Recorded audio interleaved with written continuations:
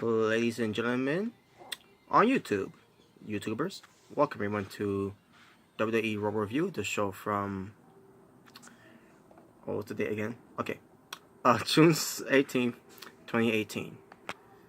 First off, I want to apologize for not giving you a RAW review from after the Money in the Bank pay-per-view, or the 2 days after that, basically, because lost track of time and hit the wall, obviously. Like when it came to NXT Takeover Chicago 2, and then when it came to Money in the Bank, obviously you hit that wall and everything. So, and plus, again, work made me hit that wall too and everything. So I apologize for not giving that any reviews when it comes to WWE and when it comes to Impact Wrestling and when it comes to the missing reviews of Lucha Underground, and also the reviews that are missing as well when it comes to me doing Ring of Honor and New Japan Pro Wrestling. But when I get a chance to do all that, I'll get to that momentarily and explain why I haven't got an opportunity to do those yet. So yeah, so that's where I'm at with this. So yes, this will be the Raw after Money in the Bank from 2018 when it comes to WWE Raw. As always, WWE Raw. I'm gonna go right to it as I go to this review. Again, the show from June 18th, 2018. I'm about to do some coverage for that one to let you know how I feel about the show, and let you know where I'm at when it comes to WWE programs for Raw and SmackDown. And yeah, and also I'll talk about also what comes to 205 Live and also NXT as well. So Raw, again from June 18, 2018, from Grand Rapids, Michigan.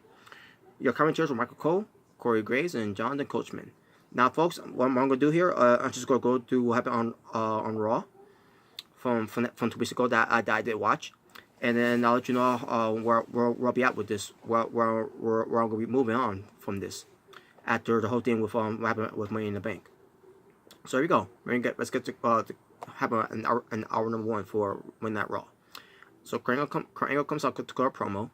He's got everything else set up when it comes to the table with the Raw Women's Championship, with the Money in the Bank contract briefcase for the women's, and he introduces the new Raw Women's Champion, Alexa Bliss. So she comes out, she goes to promo, and I can care less about it because I don't care about Alexa Bliss anymore. She's fucking garbage to me. So then Ronda Rousey comes out, looking all intense and everything, and then she's getting to pummel Alexa Bliss, but then Kurt Angle stops her, and then Alexa Bliss starts talking, to taunt her and everything, and continuing with the talking, while Ronda Rousey stands there and allow her to keep on talking. Kurt Angle's holding her back a little bit, while Alexa Bliss doing all the talking, and more talking. Basically, it led to a trash talking too, by the way, and a teaser. And taunting her too and all. But the main part of this whole thing was that Alexa Bliss was talking trash to Ronda Rousey, and Ronda Rousey was just standing there while she's allowing Alexa Bliss to talk dirty about her. And then we get to Ronda Rousey finally getting her hands on Alexa Bliss, and Kurt Angle stops her. She does a just shoot, the just shoot toss on the Kurt Angle. Alexa Bliss tried to go after Ronda Rousey, but Ronda Rousey sidesteps her and got the best of her. And then starts hitting her with the briefcase. Kurt Angle stops her and everything, and Ronda Rousey starts hitting Kurt Angle with the briefcase, saying, like, what are you doing? You're my friend. You're supposed to be on my side. Like, I thought that was funny. And then we get referees coming out. 2 referees were actual official referees. The other 2 referees, basically you have 4 referees in the ring, and the other 2 referees are outside the ring. But basically you have 4 real referees, 2 in the ring and 2 outside the ring, and you're wondering where I'm going with this.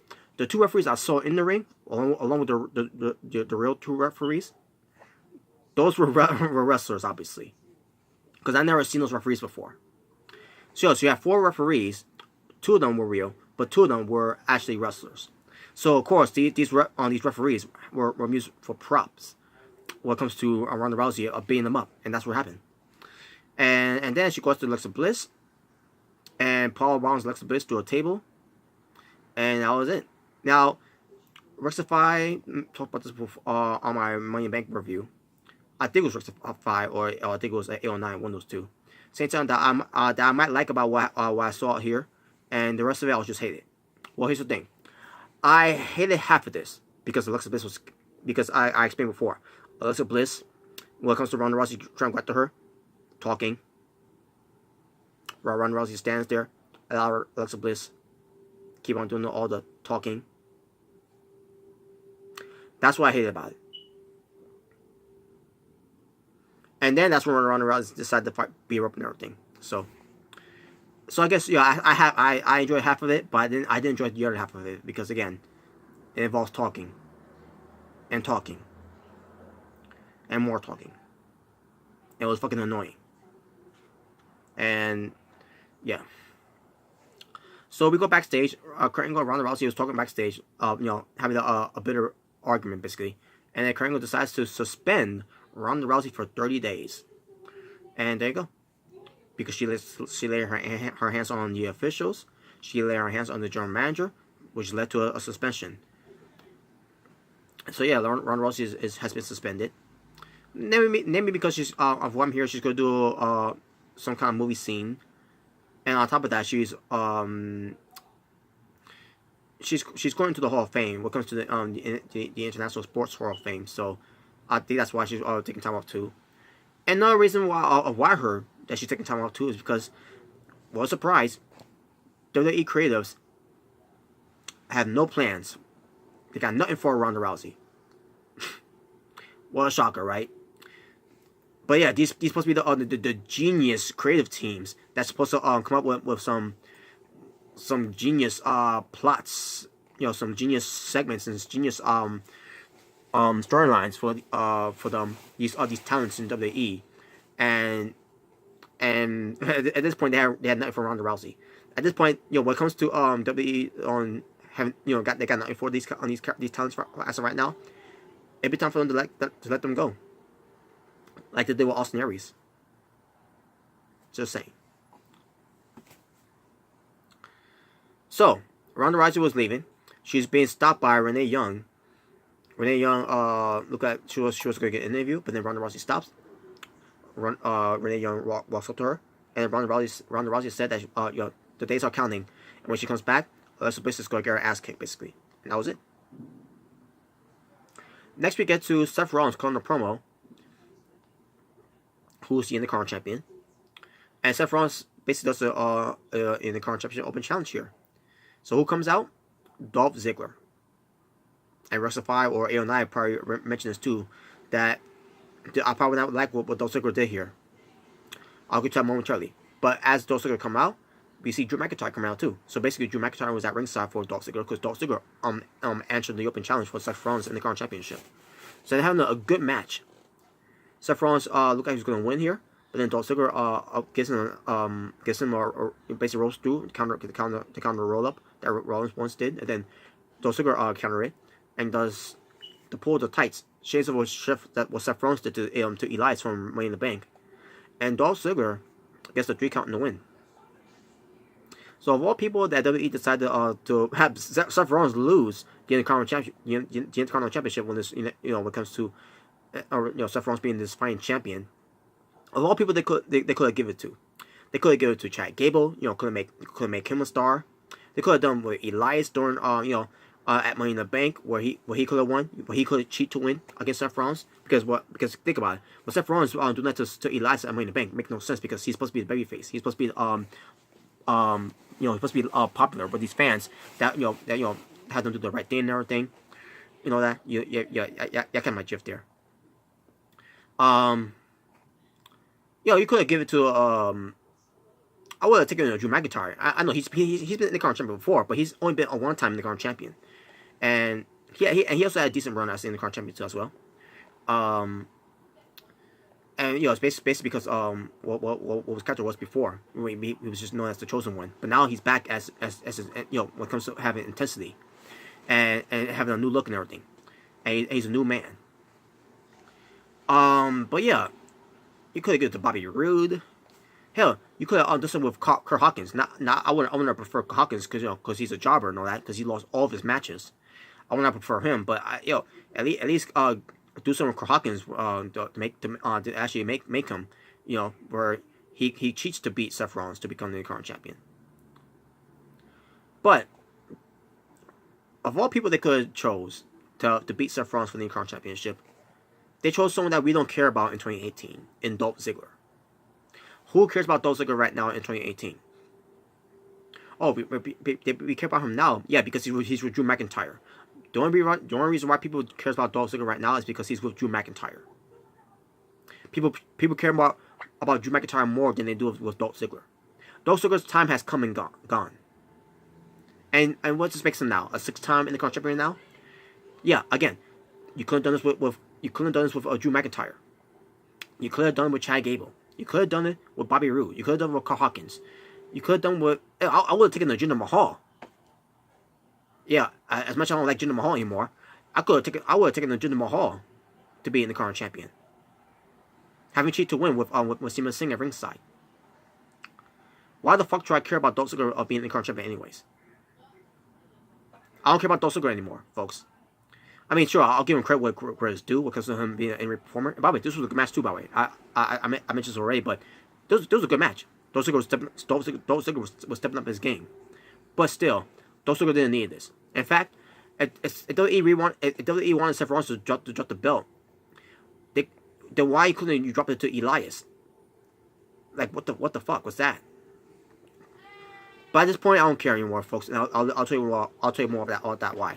But after the match, Dolph Ziggler is taunting Seth Rollins, and Seth Rollins gets upset. Drew McIntyre attacks him from behind, beats him down, and then Ziggler and McIntyre takes him out with both finishing moves. The Claymore, zigzag combo.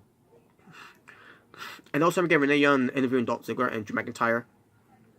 How they talk about how this is not they're running that Rollins show anymore. This is their show, and they're gonna try to catch every championship titles on Raw, and it's good to prove that it's their show and everything. So there you go. Excuse me. Bobby Roode defeats Carl Hawkins. Match was short, so and there you go. That was the match. And yeah, that was the segment too. I guess it was glorious, right? Wrestling hour number 1 for Monday Night Raw, 2 matches. Because you had the rest of this show when it comes to talking. And talking. And talking. And talking. And talking. And more talking. Speaking of more talking, folks, as we get to hour number 2, Braun Strowman, Mr. Money in the Bank, or should I say Mr. Monster in the Bank. So Braun Strowman says, he's done everything when it comes to being destructive and all that, but he's never been Money in the Bank, and now he's been called Mr. Monster in the Bank. And he says when he catches in on Brock Lesnar for Universal Championship title, he's gonna make sure that Brock Lesnar get these hands. Yeah, and by the way, Braun Strowman, how are you gonna do that when Brock Lesnar's barely there? He's not even there. So how are you gonna do that? How are you gonna cash in on him if he's not even there? So Kevin Owens cuts a promo. He comes out. He basically tried to make friends with Braun Strowman. And by the way, folks, during this exchange between Braun Strowman and Kevin Owens, I was falling asleep. You wanna know why I kept falling asleep? Because all they were doing in this segment was talking, and talking, and talking, and talking, and talking, and talking, and talking, and talking, and talking, and talking, and talking, and talking, and talking, and more talking, and more talking. So yeah, I was falling asleep, folks, while I was watching it live. So basically, Braun Strowman teases that he's going to team up with Kevin Owens, and then he tries to text Kevin Owens. Kevin Owens gets out of harm's way, and there you go.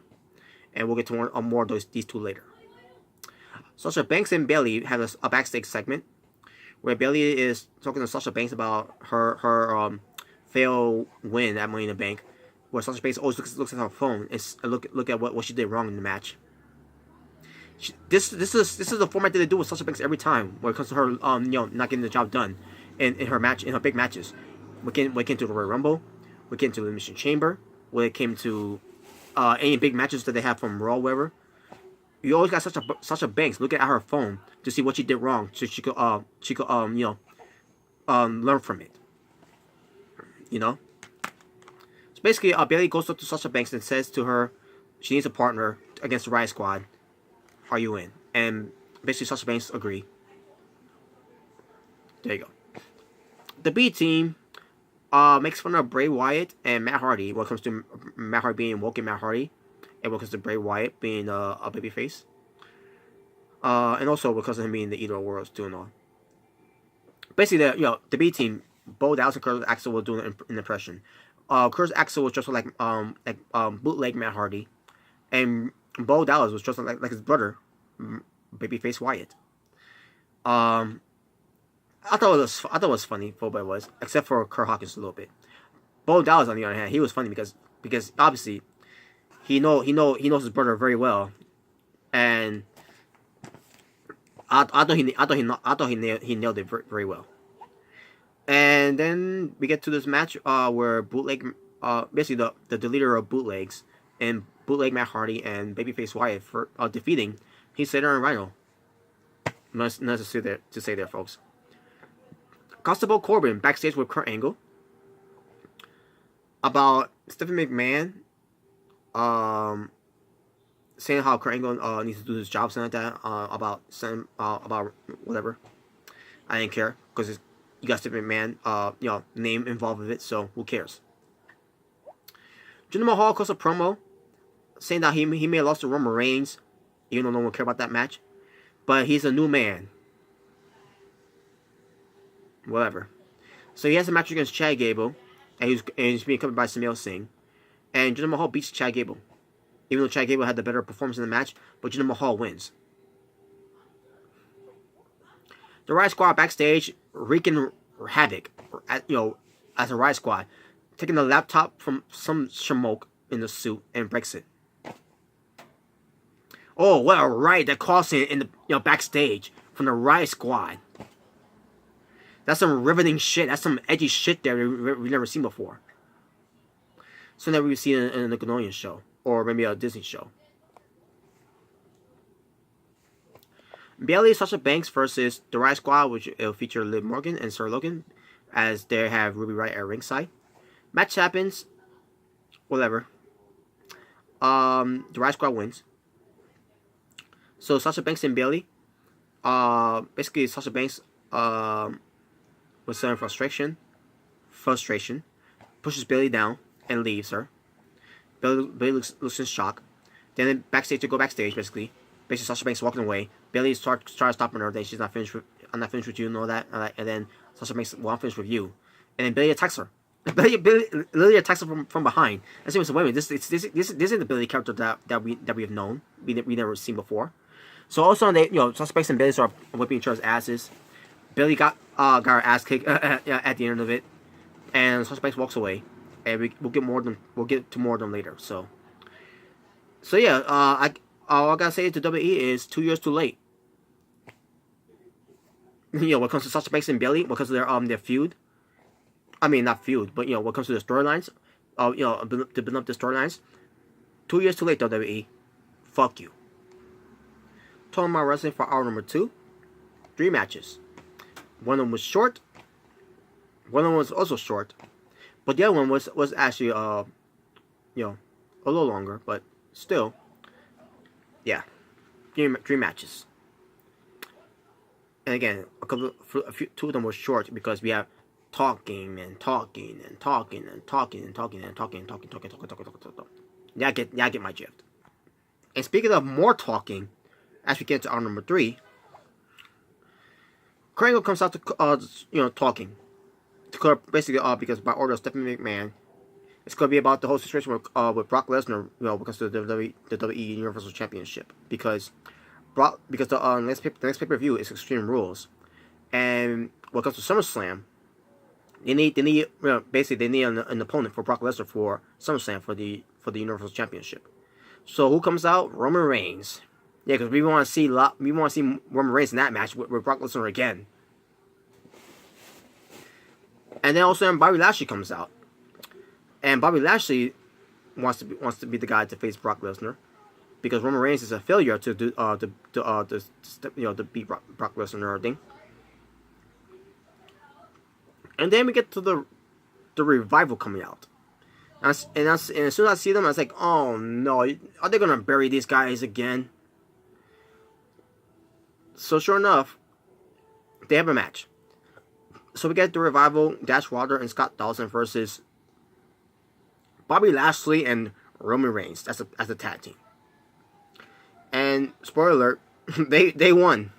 Well, actually, it's not spoiler alert because yeah, I'm pretty sure you already seen this. So, but still, they beat. Well, here's how it happened. Roman Reigns was going to get the win here, but then Bobby Lashley tags himself in, and he goes for the spear, which is 10 times better than Roman Reigns' spear, because the way that Bobby Lashley does the spear is the same spear that how Moose did it. You know how Moose always does a spear when it comes to spear them, and then he flips forward, basically making it look more devastating. So yeah, Bobby Lashley, they finally let Bobby Lashley do the spear. About time. Instead of doing that on the delay vertical suplex, that's his finishing move.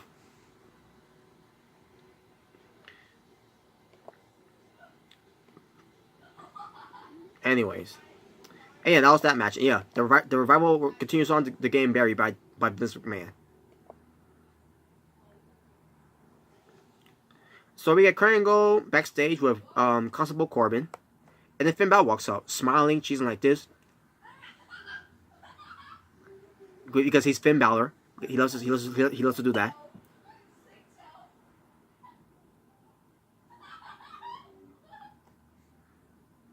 What the fuck have they done to Finn Balor? What the fuck have they done with him? Oh, every time I see him now, he's just smiling for no reason, like he's happy to be there.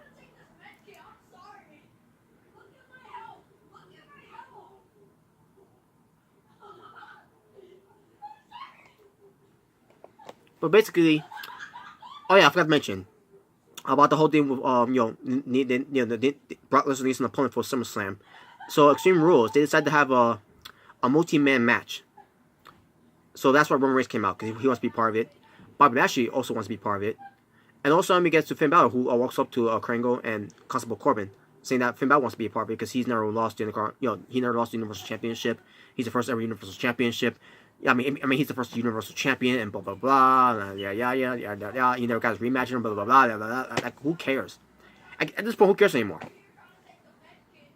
And then we get Kim Owens walking up, and then basically Braun Strowman walks up, and then all of a sudden Braun Strowman and Finn Balor are basically Braun Strowman made a challenge to Constable Corbin and Kim Owens to have a match.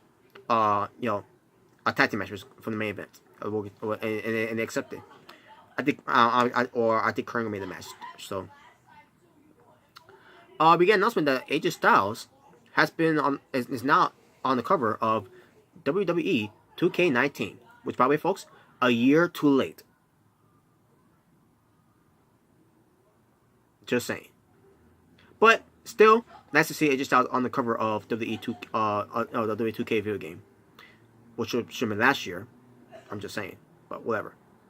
I guess it wasn't the right time. I guess, which is bullshit. And nothing against Seth Rollins, by the way. Nothing against Seth Rollins. I just Seth Rollins wasn't champion last year. AJ Styles was. AJ Styles coming into 2017 last year. He was WWE champion.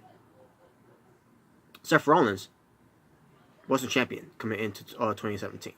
Which is why AJ Styles should have been on the cover of WWE 2K18. Just saying. Not that I care about video games that much anyways, because I grew out of those games anyways. Only when it comes to Smash Brothers, Mario Party, Mario Kart. Basically when it comes to Nintendo. And also when it comes to old school WWE and WWF video games. So. But moving on.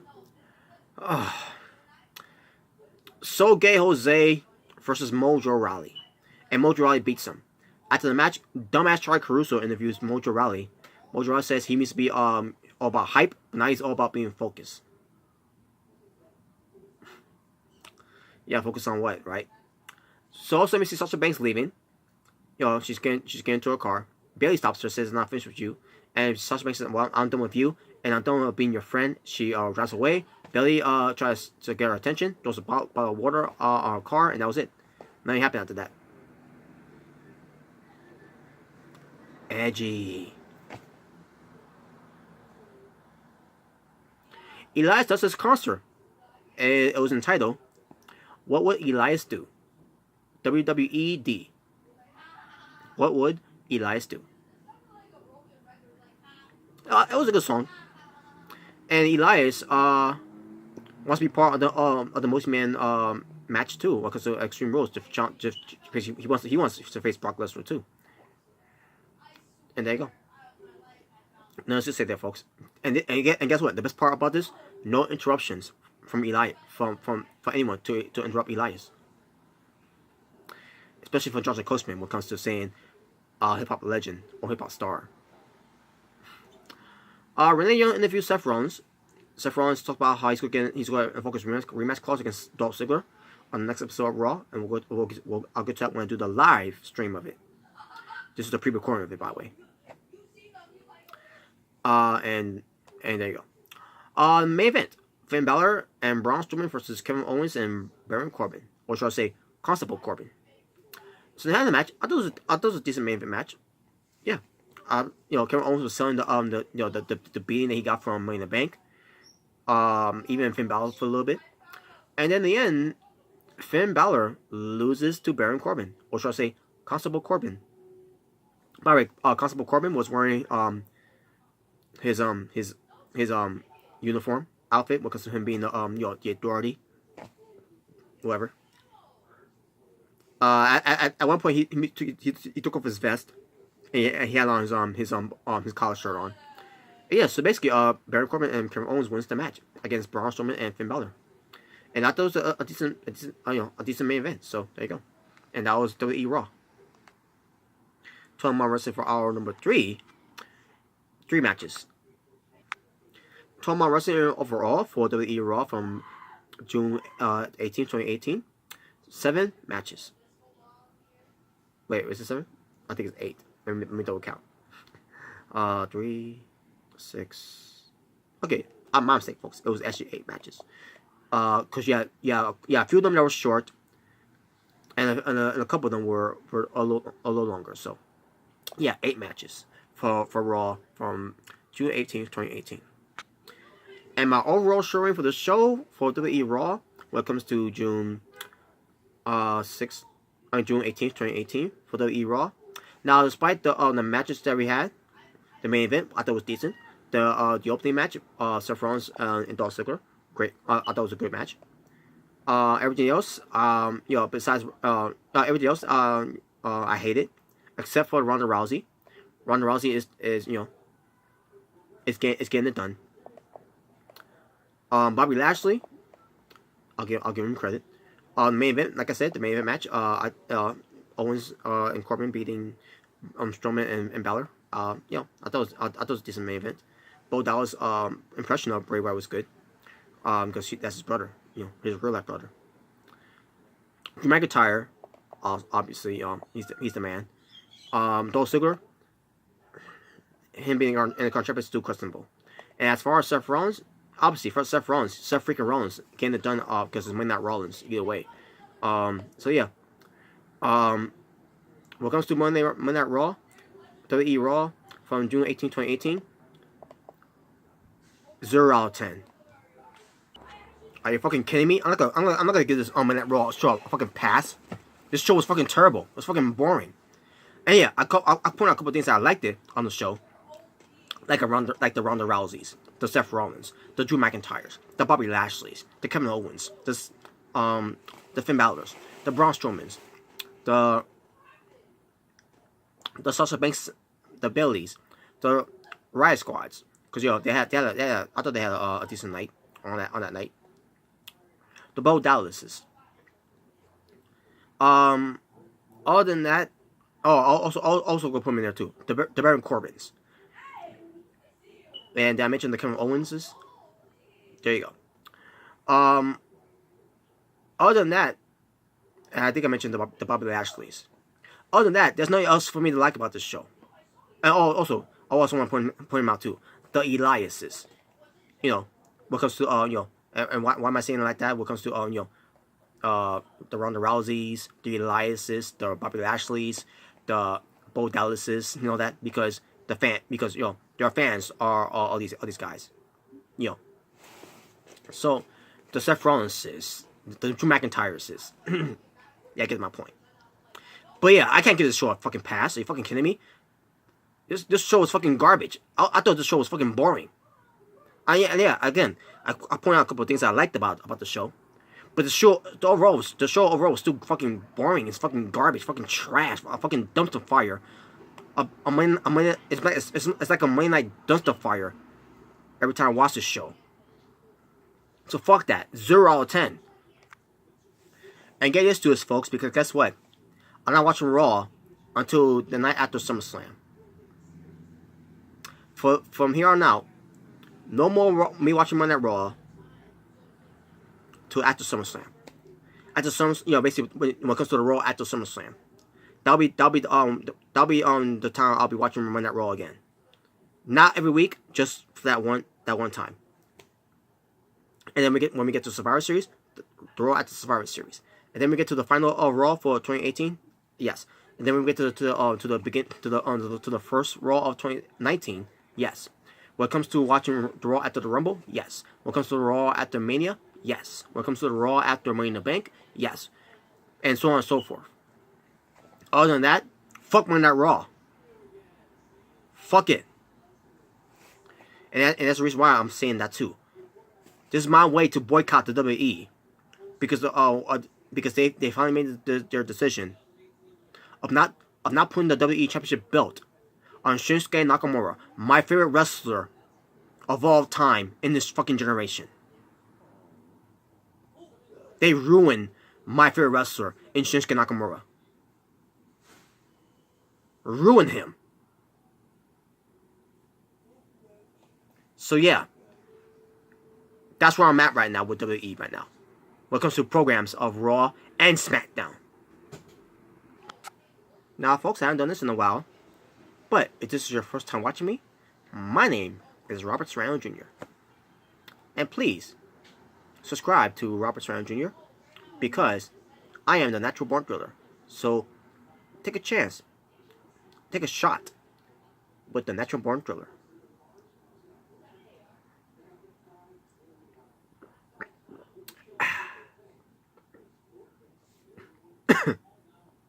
Wow. That was strong. And sorry about that, folks.